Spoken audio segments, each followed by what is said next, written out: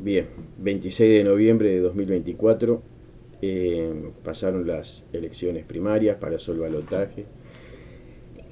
Ganó Orsi, como lo habíamos predicho aquí en este canal. Este, ya también anunciaba en otro momento que el próximo presidente volverá a ser la calle Herrera. Y para la otra, si aún estoy sobre la tierra, seguramente busque el Frente Amplio una figura femenina. Eh, yo a este muchacho, a Orsi, que lo veo un hombre muy limitado, pero extremadamente limitado en el manejo de la política, lo veo más como una víctima de la política que como un político. Y no creo que le dé la capacidad para volverse a presentar luego de su mandato. Creo que va a quedar muy desgastado porque no le veo el manejo, la cintura política como para determinar cosas él. Va a ser conducido por por su propio partido. Eso produce aciertos y errores y le quita frescura al candidato. Porque más acá o más allá se termina notando. Y no creo que tenga la capacidad de, de renovar un mandato. Pero bueno, eso no es realmente un gran tema. A mí lo que me gustaría comentar, que creo que en esto que busco hacer un canal de opinión, es destacar una escena que me tocó vivir el día que Orsi gana en segunda vuelta.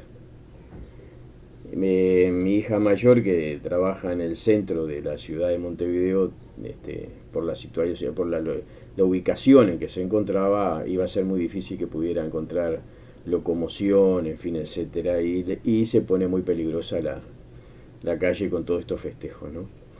Entonces decidí ir. Bueno, me tocó ir precisamente en medio de las caravanas porque no tenía cómo zafar. No había manera de eludirlo, ¿no? Entonces iba por un lado por otro, pero siempre me cruzaba con gruesos de manifestantes del Frente Amplio que son, digamos, la mayoría aquí en la ciudad de Montevideo. Y cuando iba y veía esos vítores, esos vivas, esas cornetas, esa felicidad, esa alegría, este, para aquellos que tenemos una visión diferente de la política y que ya hemos pasado por esas cosas, porque también hemos estado en caravanas y nos hemos sentido alegres porque ha ganado nuestro candidato y bueno, es algo que en mayor o menor medida todo hemos pasado. Pero una vez que avanzamos y que conocemos la política verdadera, esa no es la de los cuentos que nos hacen los políticos, sino la que sale de la cocina, el fermento vivo, ¿no? De los acontecimientos que se desarrollarán en el tiempo venidero y que tenemos una óptica de haber asumido nuestros errores, de haber entendido que realmente fuimos unos tontos útiles, sin llegar al nivel de cretinos, ¿no? Porque los hay muchísimos, muchísimos. Y fundamentalmente dentro del Frente Amplio, donde los dogmatismos y las doctrinas son, son el pan nuestro, ¿no? De cada día. Viven del dogma y de la doctrina. Entonces, el cretino se caracteriza por dos aspectos, por ser necio y, y no querer ver la verdad, la realidad. Entonces, necio y estúpido, eso transforma un cretino. Y hay muchos que creen, sinceramente creen, están convencidos y bueno, es de respetar y así es. Esa es la regla del juego, ¿no? Pero hay muchos que tienen la capacidad de entender y de ver cómo nos han vendido a las empresas multinacionales, cómo sus dirigentes se han trasvestido políticamente y se han transformado en promotores de los oligarcas internacionales. Y cuando uno le sale con esas cosas, se les viene como un ataque de histeria, ¿no? Se ponen locos. Cuando uno les toca eso, o los dogmas, o las doctrinas, ¿verdad? O esas banderas que han levantado, uno le toca que es como que hay un terremoto o algo, porque se ponen en un estado de histeria que realmente llama la atención. Y cuando iba por la calle, en medio de todos ellos,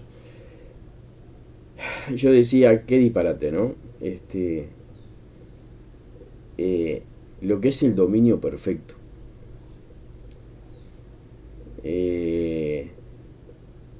Cómo el esclavo se enamora de su amo, por supuesto sin saber, ¿no? Sin sentirse esclavo, sin saber que es un esclavo, pero es un esclavo. Y se enamora de su amo y le da gracias por todo y lo felicita sabiendo que lo que va a recibir luego son castigos, ¿no? Que no vamos a obtener nada para las próximas generaciones, sino deudas y países más limitados, cada vez más limitados, más sometidos a la oligarquía internacional y a esos poderes que nunca se les ve realmente el origen, ¿no? Yo en el canal de historia, que próximamente voy a hacer otro video, voy a hacer el segundo video sobre historia, allí noto cómo uno puede ver la mano, ¿verdad?, que mueve los asuntos, la mano que mueve los hilos del títere, pero le dificulta ver el antebrazo y mucho más el brazo y ya no tenemos ni idea de dónde está el cuerpo, ¿no? O sea, uno tiene el conocimiento muy limitado de quién es realmente que da las órdenes detrás de todo eso, pero es una situación que es así. De algún lado salen las órdenes, de algún lado salen las indicaciones. Las conspiraciones que son tan visibles, tan notorias, tan obvias, tienen un origen y no tienen una firma de autor, entonces es muy difícil determinar cuál es el origen, pero sí sabemos, por ejemplo, que la masonería y es en estas latitudes es el brazo ejecutor, ¿no? Es la que orienta y organiza, ¿verdad?, las masas políticas, a sus secretarios políticos que podrían ser los presidentes y el resto de figuras políticas, oposiciones y gobierno, en una misma línea y con un mismo rumbo.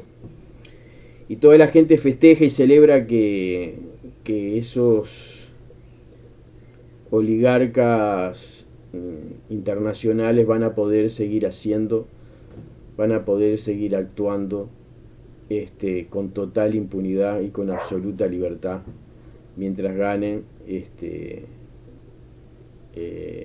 esa clase política que es obediente a sus indicaciones y a sus órdenes. La gente sigue creyendo que existen izquierdas y derechas, que existen pensamientos diversos entre los políticos, y puede ser que a alguno le guste el café y al otro el té y al otro el mate amargo y capaz que a alguno que pasó por el Paraguay le guste el tereré. Pero más allá de eso, en la profundización de los hechos, que es lo que hace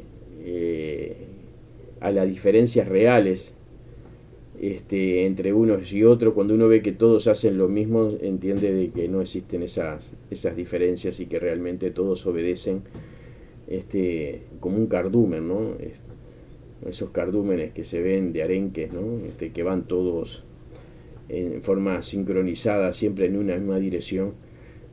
Así son ellos. Y la gente festeja porque festeja la misma gente que fue engañada aún siendo ellos víctimas y ejecutores. Increíble, porque ser víctima y ejecutor, de verdad, de los hechos que les hacen daño, como por ejemplo el plebiscito de la previsión social.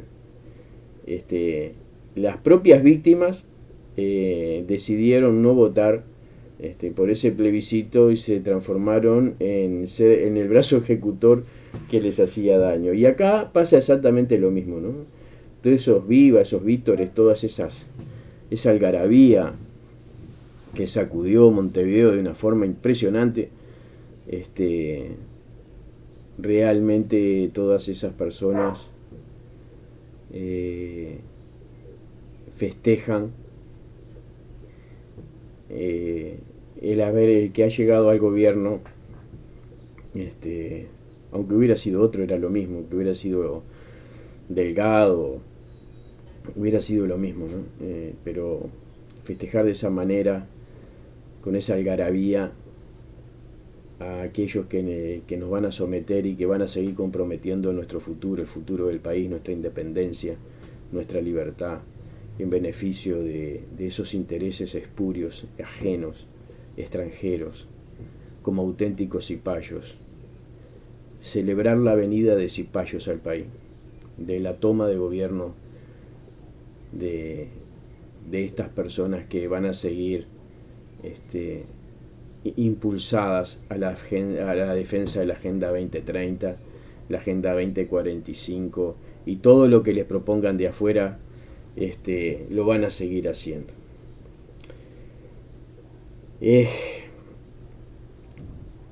Hacer cabeza, crear pensamiento libre, no procurar convencer a nadie de nada, sino darle elemento para que las personas accedan libremente y con pensamiento propio a tomar decisiones propias. En mi canal he puesto muchos videos sobre la apología del voto en blanco, y creo que uno de los mayores propósitos, aportes que puede tener el voto en blanco es el de crear conciencia, de eliminar dogmatismo, porque para llegar a votar en blanco hay que romper muchas barreras, y esas barreras son muy duras, muy altas, muy fuertes, y no es tan fácil romperlas, porque romper esas barreras que nos someten, que hemos permitido, que hemos creído a través de eufemismos y de mentiras, hemos creído en todas esas cosas. Romper esas barreras es un trabajo titánico, porque uno tiene que asumir que se ha equivocado, uno tiene que asumir que ha sido un tonto útil, uno tiene que asumir que le han mentido, uno tiene que asumir el descreimiento que es forzado por la verdad de los hechos que nos rodean, que no podemos seguir tapando el sol con un dedo y decir que el sol no salió. Hacer cabeza, lograr pensamiento propio, no creer en absolutamente nada y filtrarlo todo y analizarlo todo, a ver qué es lo que está pasando, qué es lo que nos rodea, por qué las calificadoras de riesgo se preocuparon tanto cuando estuvo por salir, había posibilidad de que saliera el referéndum de la seguridad social en Uruguay. ¿Por qué? ¿Qué era lo que pasaba ahí? ¿Quiénes son las calificadoras de riesgo? Pensemos, ¿quiénes son? quiénes la financian, a qué intereses defienden. ¿Es a nosotros, es al pueblo uruguayo? ¿Debemos nosotros tener miedo de las calificadoras de riesgo? Solo no llegamos a 40.000 votos en blanco. Es más o menos lo que votamos siempre, ¿no? Es increíble, ¿no? Porque los gobiernos trabajan todos los días, los parlamentarios trabajan todos los días, la justicia trabaja todos los días para que descreamos del sistema. Sin embargo, cuando viene la hora de votar, echamos por la borda todo ese trabajo intenso que han hecho de producir descreimiento en nosotros. Despreciamos, menospreciamos ese esfuerzo que han tenido y durante 5 años y los volvemos a votar. Pienso que posiblemente cuando se generalice el caos, no sé, si no llegan primero las drogas, las limitaciones, ya están, famoso tema de la fake news, donde a cualquiera que hable de determinados temas que sabemos que no se pueden hablar, porque si no te cierran el canal, es considerado una fake news, y un tipo sale hablando de la tierra plana y no le pasa nada, ¿no? En fin, ¿qué pasa, no? ¿Cómo nos van guiando, orientando, cómo nos van sometiendo? Y ahora con la inteligencia artificial, a la que si le sumamos, que le vamos a sumar la computación cuántica, o sea que esa inteligencia artificial multiplique por millones su capacidad predictiva, y nos guíe, ¿verdad? Va a ser muy difícil determinar cuando si una máquina tiene o no tiene sentimiento, y cuando estamos siendo gobernados por personas o por inteligencia artificial. Se vienen tiempos muy, muy complicados. Al ser humano solo lo salva el ser humano en este plano.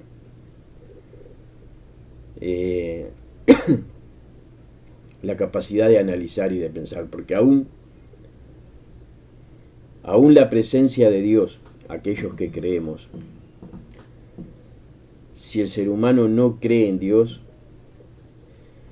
y volvemos a lo mismo, al ser humano lo rescata de esta sociedad el propio ser humano. El libre pensamiento, la enemistad con los dogmas y las doctrinas religiosas, políticas, todo basura. Todo lo que limite nuestra capacidad de pensar libremente es basura, es manipulación. Religiosa o política, es manipulación. Y a la manipulación hay que despreciarla. Y cuando viene alguien queriéndonos convencer de algo, hay que despreciarlo. También tenemos que respetar el pensamiento ajeno y no querer convencer a nadie de lo que pensamos nosotros. Ese sería un buen punto de inicio para ir revirtiendo poco a poco todo esto que nos pasa. No es fácil, no va a ser fácil, porque la gente, entre lo sexualizada que está la sociedad, sumándole el consumismo aterrador, sumándole la poca capacidad de diálogo y de discusión de temas que hay en la sociedad, donde tenemos pensamientos únicos que nos guían, va a ser muy difícil. Va a ser muy difícil. Pero bueno, hay que seguir trabajando, utilizando el pensamiento lateral, viendo las cosas que otros no ven, y procurando día a día esforzarnos en no dejarnos contaminar de toda esa basura. Aquellos que creemos en Dios y que tenemos esa esperanza de que bueno, que más allá de esta vida hay algo mucho mejor que nos espera, tenemos una esperanza muy grande. Aquellos que no creen en Dios y que no tienen ni siquiera la posibilidad de considerar que hay una próxima vida, la tienen bastante complicada, ¿no? Vamos a ver qué hace don Gustavo Salle. Pienso que le van a meter un día sí y otro también el secreto parlamentario, hasta cuando hasta la orientación al lugar de donde está el baño va a ser un secreto parlamentario, calculo. Pero bueno, vamos a ver qué frutos da. Yo no auguro cosas buenas, no auguro cosas buenas. Estos que ganaron son los mismos que querían encerrar a toda la población, como lo hizo Australia, como lo hizo Canadá, ¿verdad? Hacer esa presión sobre la gente y obligar a la vacunación. Y bueno, son los que ahora están. Ya sabemos cómo van a actuar cuando se compliquen las cosas y vengan esas indicaciones desde afuera, como vinieron con las vacunaciones, con los inyectables. Así que vamos a ver qué pasa. Va a estar divertido. El próximo video haré otro que creo que va a estar jugoso sobre la historia. Ya hice uno donde doy unos principios, oriento más o menos cuál es mi pensamiento sobre los datos históricos, y el próximo voy a profundizar un poco más en los hechos. Y luego descenderé un poco más y profundizar un poco más en los personajes. Así que bueno, será hasta la próxima. Vamos a ver qué pasa.